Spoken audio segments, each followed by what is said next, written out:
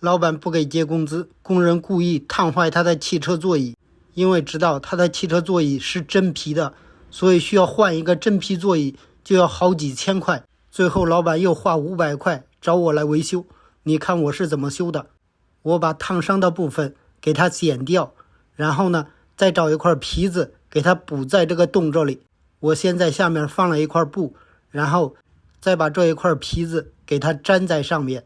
等胶干了以后，再用这个座椅修复膏给它抹平了，然后再用砂纸打磨光滑了，让它和原来的座椅一样平整。最后再画出这样的方格，把这些小孔都给它扎出来，用一个铁钉就可以烫出这些小孔，看了吗？把小孔扎出来以后，就开始喷涂上色。我是用热风枪一边烘烤一边喷涂上色，前后也就是半小时的时间，给它修复如新。